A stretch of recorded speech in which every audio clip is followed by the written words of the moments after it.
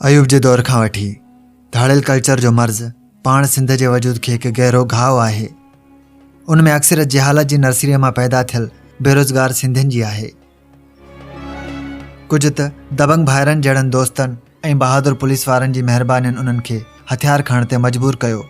जिते थाणा police चौकियूं अक्सरत अणपढ़ियल police वारनि जे हवाले हूंदियूं, जिते बेॾोहनि ते 10,000 एवज़ कूड़ियूं FIR थींदियूं, उते बग़ावत को बि कुधो रूप अख्तियार करे सघे थी। सिंध अंदरि हक़ीक़ी माना में धाड़ियलनि जो वजूद अयूब दौरे हुकूमत खां शुरू थियो हो।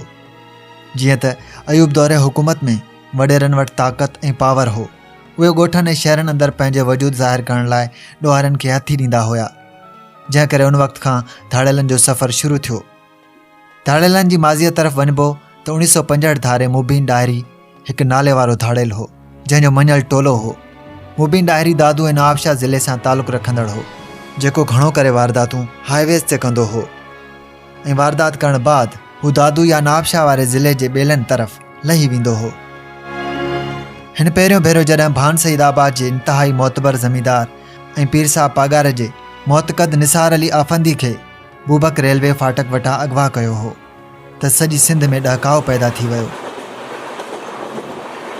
पर हू बिना कंहिं भुंग भरण जे हिकु अधु ॾींहुं अंदरि आज़ाद थी घर पहुतो हो। अहिड़ी तरह पीर साहब पागार जो हिकु ॿियो मोतक़द हाला तालके जो ज़मींदार हाजी मोहम्मद सलेमान मेमण बि अगवा थियो हो, जेको पिणु हिकु अधु ॾींहुं अंदरि आज़ाद थी घर पहुतो हो। अहिड़ी तरह सिंध अंदरि अगवाहनि जी वारदातनि वारो सिलसिलो शुरू थियो हो। धाड़ियल मुबीन डाहिरीअ मथां वक़्त जे लिहाज़ खां लख अध रुपयनि जो इनाम रखियल हो ऐं जॾहिं मारिजी वियो त खेसि मारण जी दावा पुलिस कई हुई। पर मुक़ाबले दौरान पुलिस जो नुक़सानु घटि थियो हो, पर हक़ीक़त उन जे उबतड़ हुई।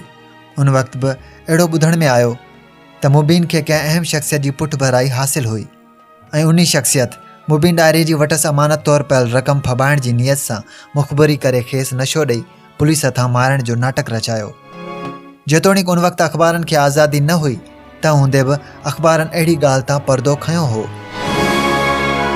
अहिड़ी तरह मुबीन जो हिकु ॿियो वेझो साथारी सिद्दीक़ गहेलो बि ॿेले जे हिकु ठेकेदार जी महिरबानीअ सां दादू लॻ ललिया ॿेले अंदरि साॻी तरीक़े सां मारिजी वियो हो, जीअं मुबीन डाहिरी मारिजी वियो हो।